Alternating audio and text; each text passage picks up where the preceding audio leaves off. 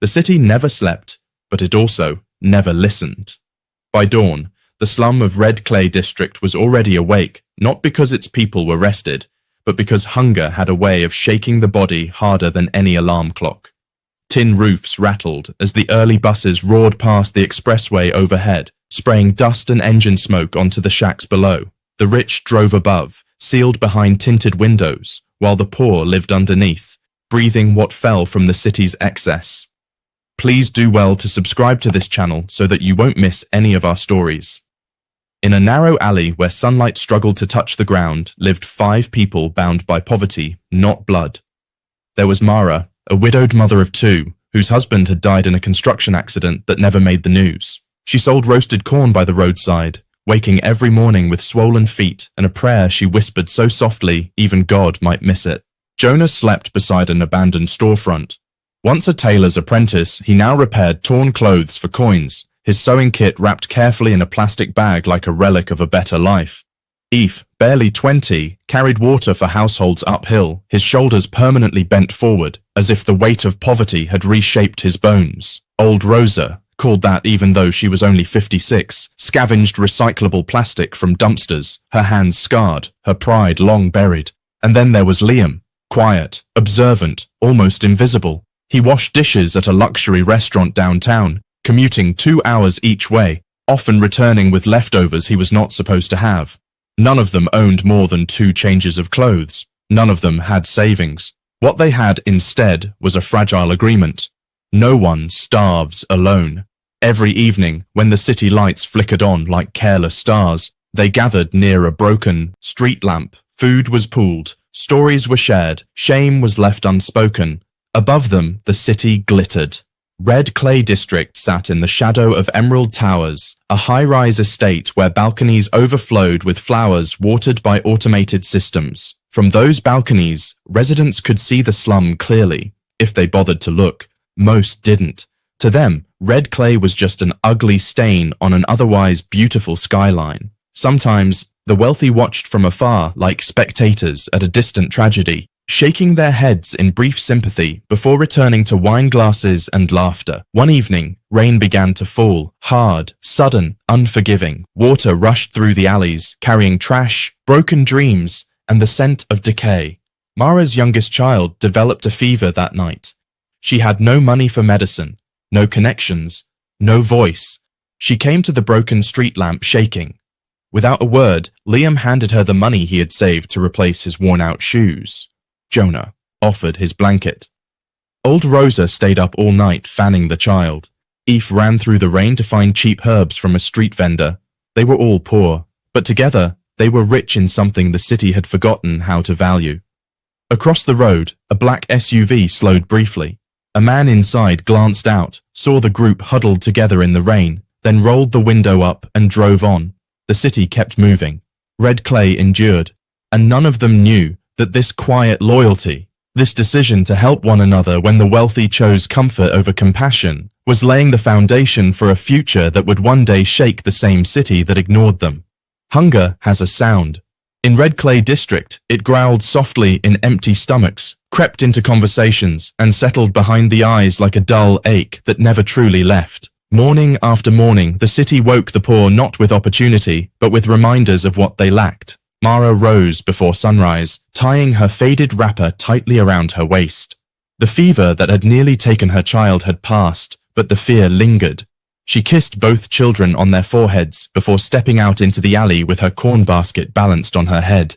Each step was a gamble. Would she sell enough today, or would she return with unsold corn and borrowed shame? Jonah stitched clothes beside the road, his fingers nimble despite the cold. People bargained him down mercilessly, often paying him less than promised. He smiled anyway. A tailor who did not smile did not eat. Eve's work grew heavier. The city uphill demanded more water as the heat intensified. Each trip bent his back further, but he never complained. Complaining did not reduce the weight of the bucket. Old Rosa returned each night with aching knees and sacks half full. Sometimes security guards chased her from dumpsters behind luxury stores, accusing her of stealing trash that did not belong to her. And Liam watched the city from the inside. At the restaurant where he worked, plates of half-eaten food were scraped into bins while he stood nearby swallowing saliva. He learned the habits of wealthy people the way a prisoner learns the footsteps of guards. Their laughter came easily, their anger too. Yet every night, no matter how little each earned,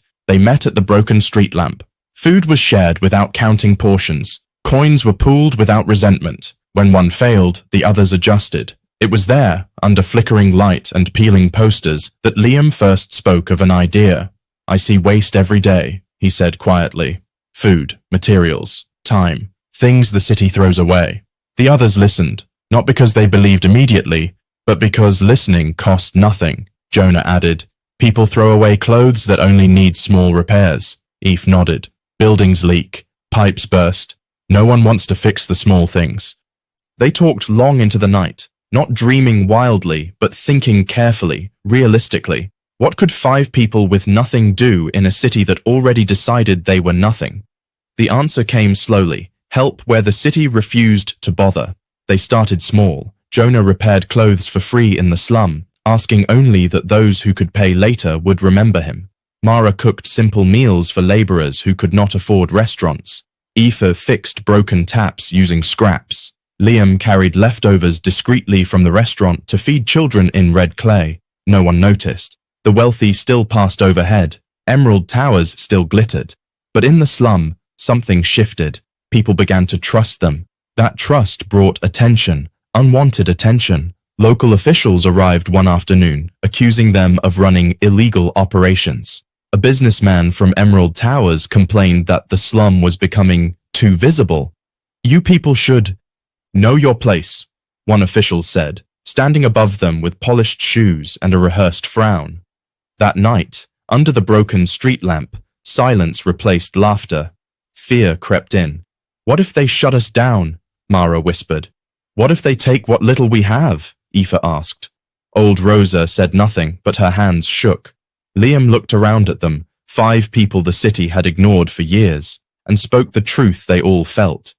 "We were already at the bottom," he said. "Helping each other is the only reason we're standing at all."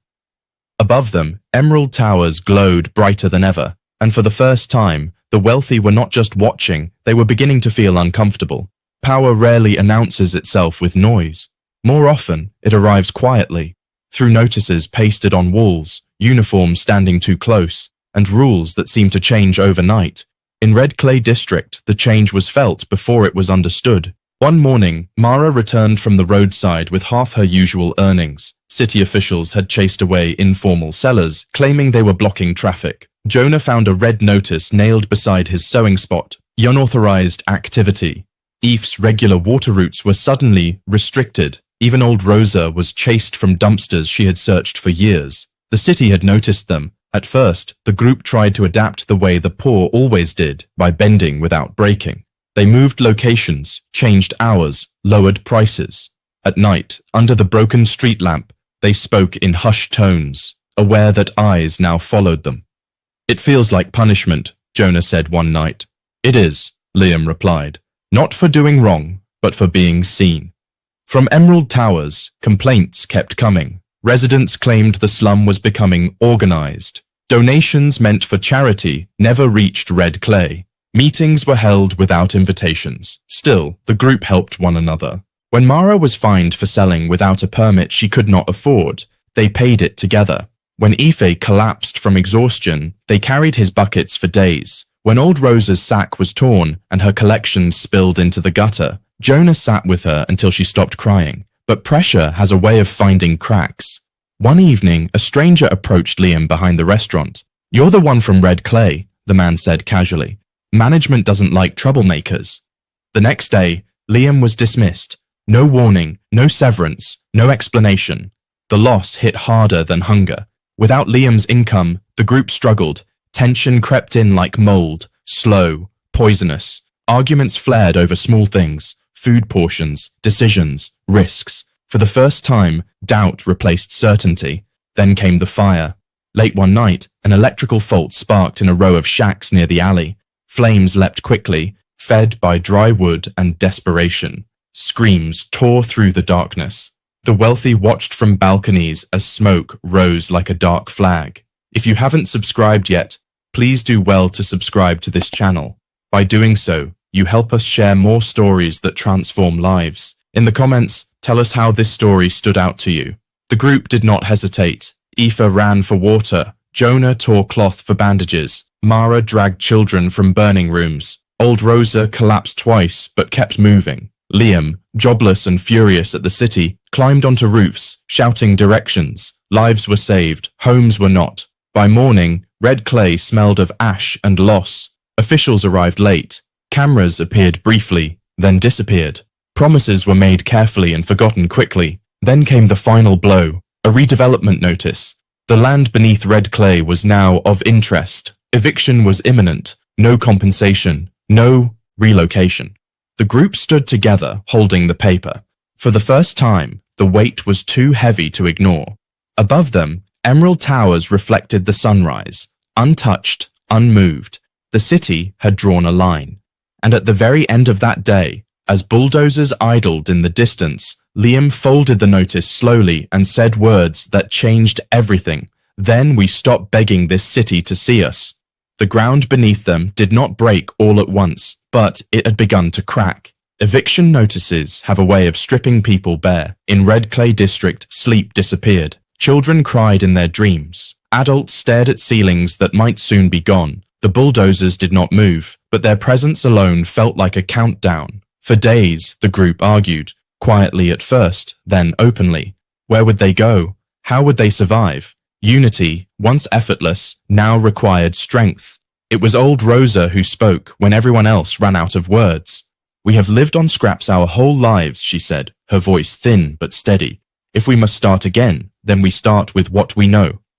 What they knew was work, not charity, not begging, work. They left Red Clay before the demolitions began, not together at first, because poverty never allows clean exits, but with a plan they carried like a fragile flame. Jonah found temporary space in a church basement and began repairing donated clothes. Mara cooked meals for construction workers, rebuilding neighborhoods she would never afford to live in. Aoife learned basic plumbing from older laborers, absorbing knowledge the way dry ground absorbs rain. Liam, shut out of formal work, started documenting slum evictions and unsafe buildings with an old borrowed camera. Months passed. The city changed, but not for the poor. Then something unexpected happened. Liam's footage spread. It was raw, unpolished, honest. It showed fires, evictions, ignored, warnings. It showed red clay before it disappeared, and the people who had tried to survive with dignity. Journalists came looking. Questions were asked. The same wealthy residents who once watched from balconies now watched screens filled with faces they had chosen not to see. Donations arrived, but this time the group refused handouts. They registered a cooperative. Jonah managed repairs and tailoring. Mara oversaw food services. Aoife led maintenance crews. Old Rosa handled recycling contracts. Liam coordinated documentation and outreach. It grew slowly, painfully, honestly. Years later, Emerald Towers needed emergency repairs after structural negligence, problems the city had ignored. The contract went to the cooperative. Mara stood in a hard hat where she once sold corn. Jonah signed papers with hands that used to shake. Aoife supervised teams instead of carrying buckets. Old Rosa watched trucks bearing their logo roll past. The wealthy, the Kaigas, recognized them. Regret came late, but it came. At a city hearing, a former Emerald Towers resident spoke, voice trembling. We saw them, he admitted. We just didn't think they mattered. Liam listened from the back. He remembered the broken street lamp. In his closing statement to the council, he said quietly, "Poverty didn't break us. Being ignored almost did." Red Clay District no longer existed on maps, but its people did. And in helping one another when the wealthy chose comfort, they built something stronger than buildings. They built a future.